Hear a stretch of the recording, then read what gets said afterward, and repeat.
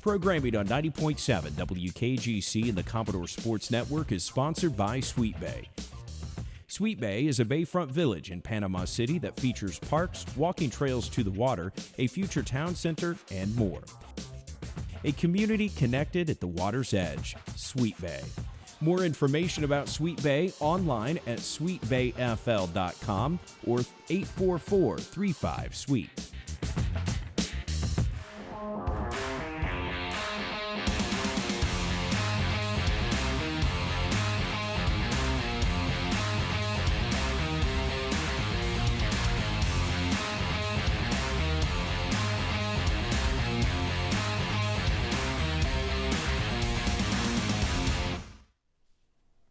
Welcome, Commodore fans, to Coach's Corner, a production of Gulf Coast State College and the digital media program here. So Coach Phil Gaffney, I will talk about the last two games of the regular season and where we're at, and some recruiting and post-play and a lot of different things in the next few minutes. So Commodores finished 8-11 overall, 5-11 in the panel conference, receiving votes in the state coaches poll. So that's where the Commodores finished, but they finished on a high note. Picked up 2 wins last week. The first one was on March 23rd against Northwest Florida State College, 180-73. First half, 36-26. They won the second half, 47-44, but we pick up a win here in the Billy Harrison Fieldhouse. Yeah, we've really finished great. You know, we had a very rough February, but March has been much better to us. In this last round, we went 2-2, and I thought all 4 games we were very competitive. With the Tallahassee going down to the last minute, and the Chipolo, just a great first half we played. You know, now these 2 games, and the Northwest game, just really, really good game. Played really, really well. Guys are just getting better. They're understanding what we're doing. It's unfortunate because normally we'd just be going into conference play now after 18 games. Our season's over after 19 games. So that's, in terms of, regular season's over with now. So you would have liked to have had it to where, hey, we're just starting to get it. We're just getting it. We're just getting, and we're competing. But what a great game. Guys shot the ball well. We played pretty good. We actually had a big lead. Ended up only 7, but I think it was much bigger than that. I don't know what our highest was that game, but it was quite, I think it was 23 maybe. Yeah, I think it got up to 20 plus. So. Yes. And so, but then it started evaporating, but the men stood their ground and finished the game, got the W, and that was good. Yep. They did a real good run and jump trap at the end, and we missed some free throws as we do, and we turned it over as we're wanting to do. And so we made it a little closer than we wanted, but it was a game that with 7 minutes to go, we had it well. The outcome was fairly well decided. And if you look at that, turnover-wise, they turned it over 11 times. We turned it over 17, and a lot of those turnovers were in that second half. Boy, they were in the last 7 minutes of the game. They pressed the last 7 minutes, just a little run and jump, and we just didn't handle it well. We didn't expect it from them. We didn't handle it well. They did a good job on it. And, about 5 timeouts later and about 4 free throws missed, and we shot free throws so well to the last 7 minutes. Then the last 4 minutes, I think we missed the only free throws we missed the whole game. We're in the last 7 minutes of the game. Well, the first half, for a long time, both teams were perfect. I think they both were the whole first half. The whole first half, and it was into the second half before that fell off. And, the Commodores finished 14 and 18 from the free throw line for 77.8. And the Raiders was 17 or 21 for 1% from the free throw line. So there was your free throw numbers. And that's another area we've really excelled at. We started off as just a horrific free throw shooting team, and now we shot outstanding from the line. Unfortunately, the last 4 minutes, 5 minutes, you're supposed to make your free throws. We missed them, and we turned the ball over a lot. And that's why a 23-point game, ends up being a 7, because if you don't take care of the ball, you don't shoot free throws, you're getting all empty possessions. And we probably had, the last 7 minutes, the majority of our possessions were empty. We didn't score. And then, Pierre Louis led all scoring for the Commodores with 20. Matter of fact, he led all scoring for the night.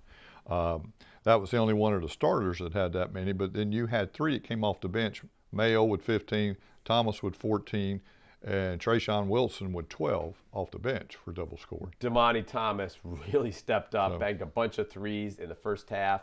did a great job for us. We've been waiting for him to do that. He's very capable. Trayshawn Wilson, he just was out the whole year. It's just one of those things. And normally we never would have brought him back.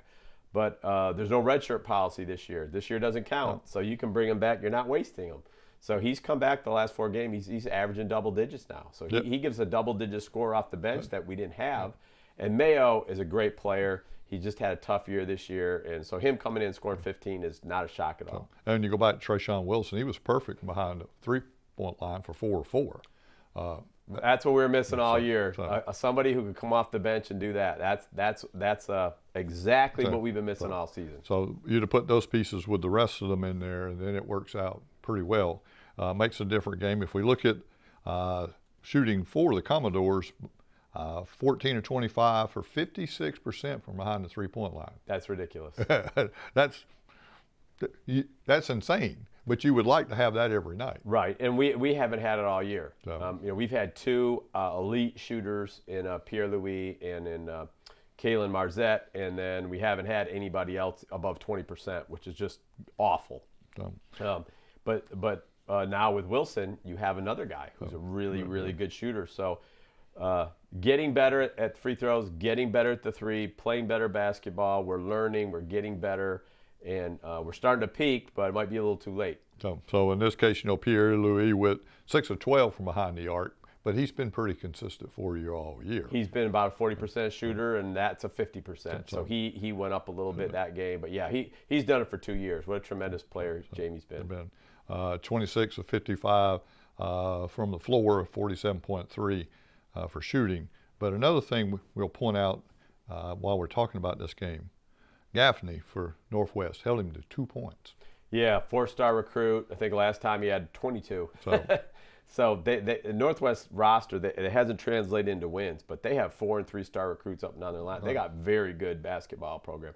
Gaffney, no relation to me, is a Ohio State transfer, 4-star recruit, one of the top 50 players in the country. He's a super basketball player. Our bigs did a really good job on keeping him off the glass and extending out. At 6'10", he's a great three-point shooter. We did a good job of extending out on him. And actually, we control the boards also. Northwest with 21.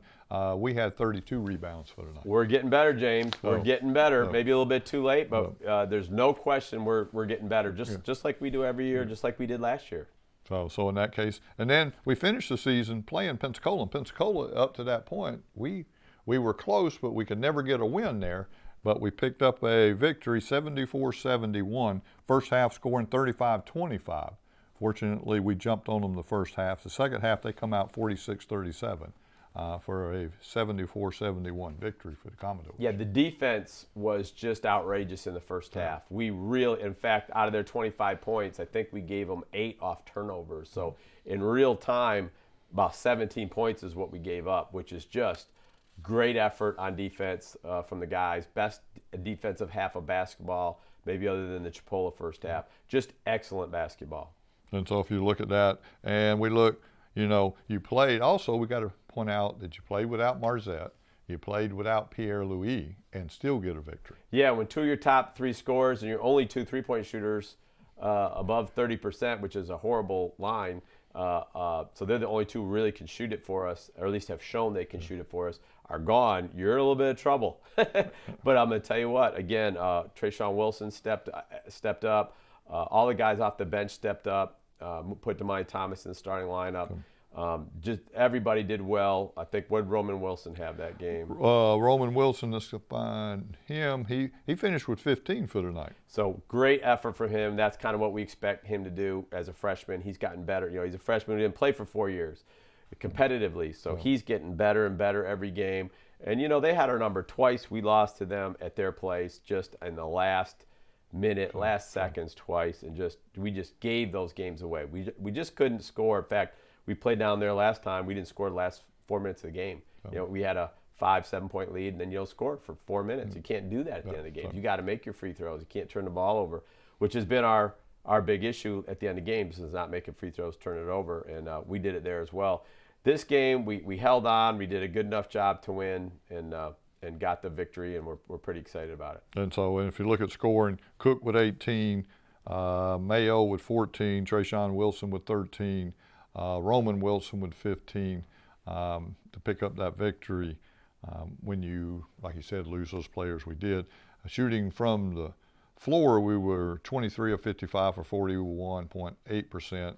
From behind the three-point line, 7 of 20 for 35%. But here, this proves an old-time theory. Whoever shoots best from the free throw line in a close game wins the game. That's usually true. And in this case, it was true. 21 or 27, we shot 77.8% in the free throw line. They were 16 of 26 or 61.5. Prove the fact. And that goes with that 14 of 18 we had last game. So again, this free throw shooting was not a strength of ours. It was a pretty big weakness, and now it has become a strength of ours. And again, Trayshawn Wilson off the bench, double-digit score. Just we didn't have it until he's played the last 4 or 5 games. So there's definitely a reason why we're better, is because we got a guy back who's been hurt. And then Tank Cook, Devontae Cook, you know, with your 2 starting guards out, Marzette and Jamie Pierre-Louis, he knew he had to do something, and that something was score a little more than normal. So the 18 points was a lot for our point guard, but just a great job, great effort, way to gut it out. In fact, we went on a huge scoring run just the last minute. I think it was a 7-2 or 9-2 run in the last minute with the old fire press. We brought out a hibernation there. We can't do it anymore the whole game, but we did it for a short span, and my Lord, it was outrageous. It made a difference, got you back in the game, because at that time we were sinking. Won the game for us. We put that on the last 2 minutes, and it won the game for us. So in that case, that's where it is. Like you talked about, you know, Roman Wilson getting better, shooting better in the free throw line. We won the boards that night. A lot of things we were not doing early, we are doing now. Yes, sir. And you always say you don't ever want your team to peak till postseason.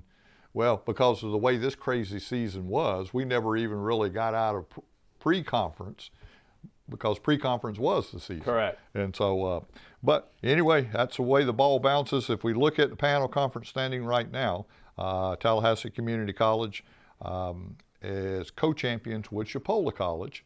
And so both of those are state tournament bound. They finished 13-3 overall in the panel conference. Pensacola State College is 6-10. Gulf Coast State College finished 5-11, and Northwest Florida for the second year finished in the basement at 3-13.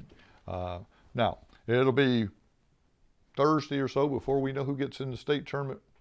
Yeah, I think the seating committee meets Thursday, and the seating committee meets Thursday, and I think Friday is our coaches meeting. So I think all that will get hashed out then, and you know, we don't expect to go, but you never know. Crazy stuff happens, so we're just going to wait and see exactly what happens, and then the state tournament, I think, commences that following Wednesday, which would be a week from this Wednesday. So you'll have plenty of time to get your teams ready and prepared. It's a good time to take a little rest. Obviously, everybody's banged up right now, and hey, let's get ready for the postseason. And you know, we were 9-0 on that court over there, so if we're blessed to somehow get in the tournament, we're 9-0 over there. We like that court over there. So in that case, quickly, who's coming back and how's recruiting going? That's a great question. Recruiting this year, you recruit your own players first, because this year did not count for eligibility purposes. Every single player is eligible to come back. So what we're going to do is try to push our guys onto 4-year schools. They've already been here. They'll have 3 years to play at their next school. Technically we thought would be sophomores, but they're freshmen. Then all our freshmen are actually below freshmen. They'll be freshmen next fall. And we do have a qualifier or two in there that could move on. So you never know. It's really up in the air more than ever. This has just never happened. Usually, no, your sophomores are moving on. Well, we don't know. So we have signed Simeon Germain, played Chipola 2 years ago, 3 years ago. He didn't play. He actually signed with them, but didn't end up playing. So he's a Nigerian, 6'10" Nigerian kid, a very skilled young man. So, but again, with the COVID, he wasn't able to come this past year. We had 2 players that signed. One man from Vegas, who was a heck of a player, Keelan Wickersham and Simeon Germain. So we really thought those 2 would be, you know, playing for us this year. And again, it's just a COVID year. Because of COVID, Simeon didn't come and Keelan didn't come. So, and then the injury to Trayshawn, we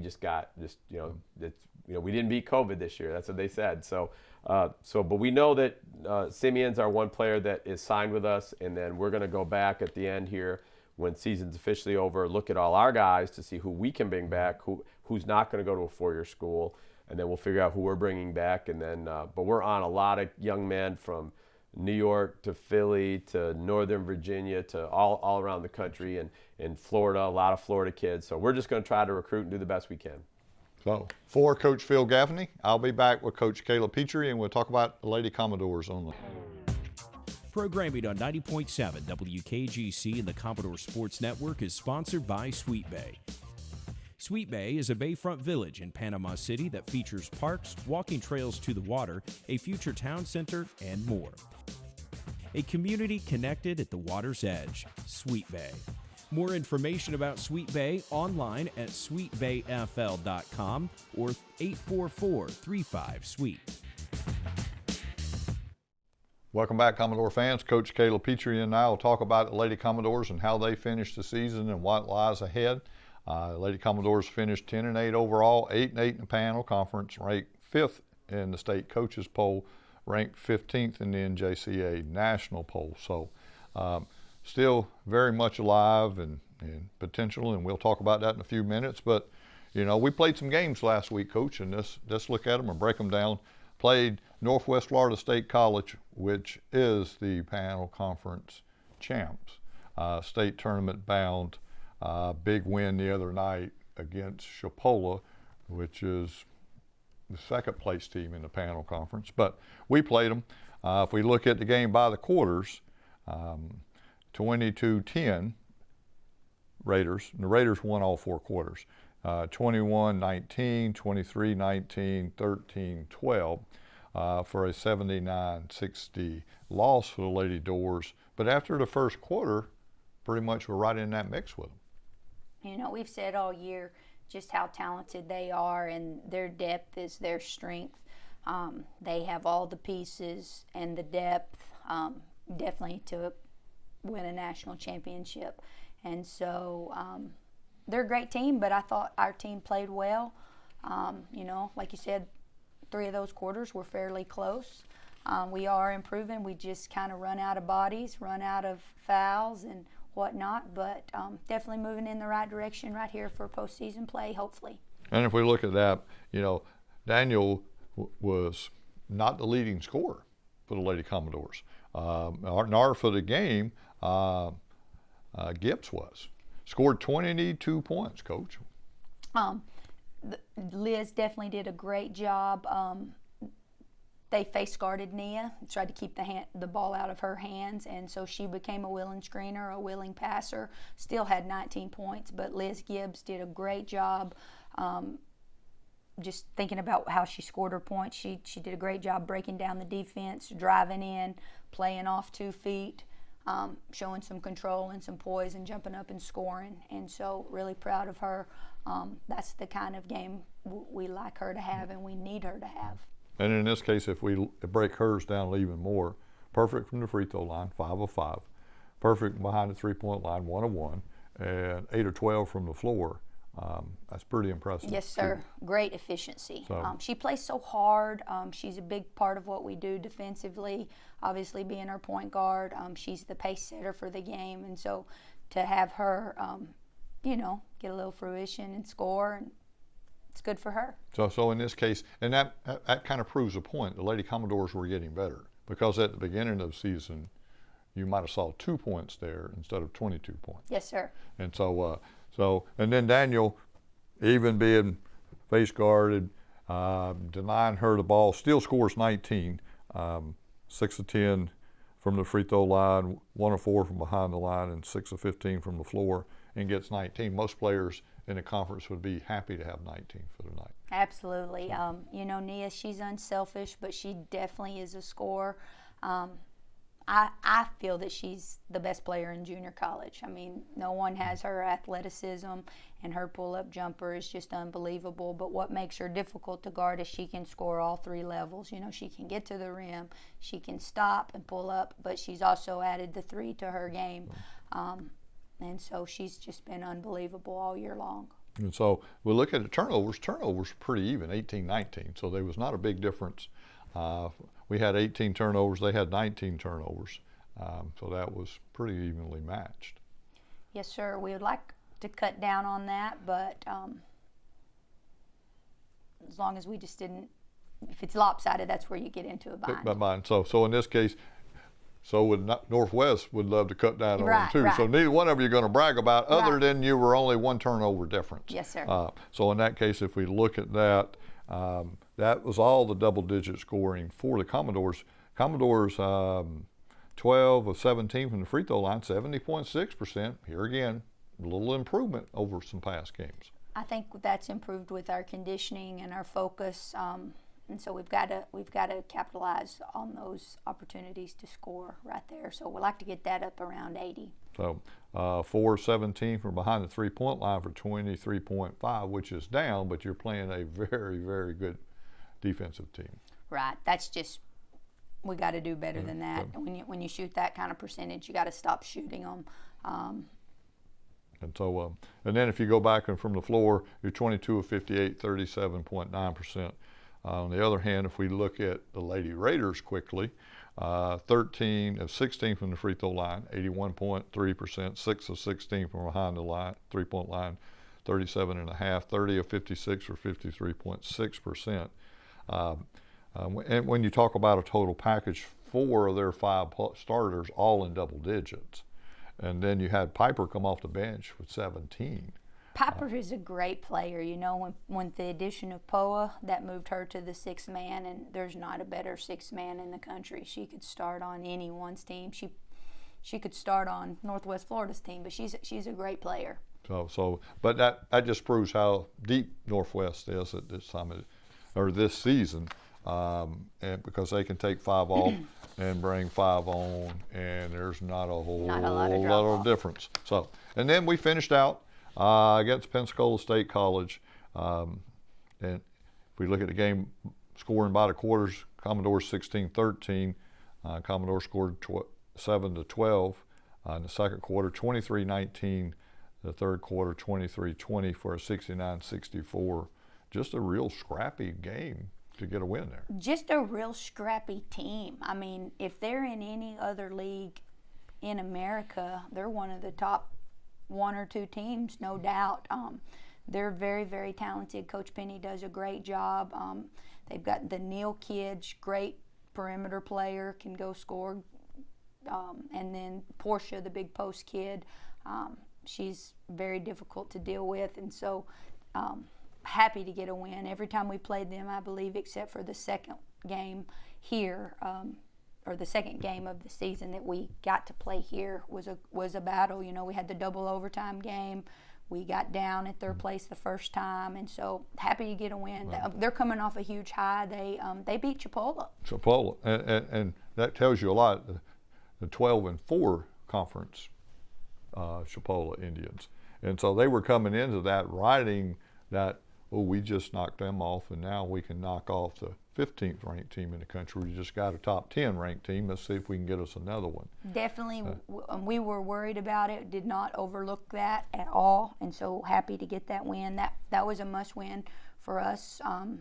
We're trying to get in this state tournament. We'll have the results on Thursday, so hoping that it'll go our way. So, and you know, the Lady Pirates got COVID beginning of the season, kind of like our men did. Mm-hmm. You know, they got them. They've had to postpone games, and then even after you get them back, you're not game ready to play. But you could see them getting better and better and better as the season went on. Absolutely. So now we'll move on and talk about where the panel conference stands at, and we'll predict a little bit. We won't know till Thursday who's going and who's not. Some of the conferences haven't even decided who's their runner-up or co-champs and those things, and will not even finish playing their last games till Wednesday. So then on Thursday, they'll seat the tournament. But if we look at the panel conference, Northwest Florida State College 15-1 in the panel conference. They are the conference champions. Chipola behind them at 12-4. Lady Commodores behind them at 8-8. And if you take Pensacola 4-12 and Tallahassee 1-15. But if we quickly jump to that national poll, it'll help make a little sense. Northwest ranked 2 in the country. I think you and I both would say they are the best team. You've played both of those teams. You played Jones, you played Northwest. Your opinion, who should be number 1 right now? With all respect to Jones County and what they do, there's no comparison. Northwest Florida is elite. They're special for any year, not just this year. And then Chipola's ranked 6th, Gulf Coast ranked 15th, Indian River's ranked 18th, St. Pete's ranked 20.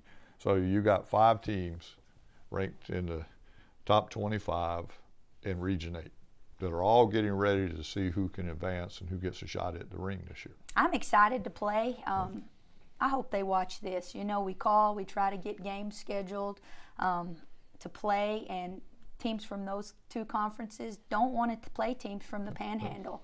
And so records and all that whatnot, I'm excited that we get to play. Hopefully our matchup will be with one of them, and we'll get to prove head-to-head who's the best. Those rankings and those polls, they're so political because you can manipulate. Like if I wanted to be not a good person, I could, you know, vote somebody really low, and then it's based on total points. And so I don't put much stock in that, what the paper means or what the paper says. So I'm excited that we're going to get to play and hopefully make a little run in this state tournament. Now, one of the things that could have a factor here is there's 2 at-large teams, 3 conferences. So your best 2 teams from each 3 conferences are going to advance. And there's 2 at-large. So somebody's conference is only going to have 2 teams there. The other one will have 3 teams there. And normally, you're right, pre-conference, we would play some of those schools. They would play different schools in the panel conference, and you would have something to say, wait a minute, look at this. But now you can throw pretty much all of that out, and you have to look.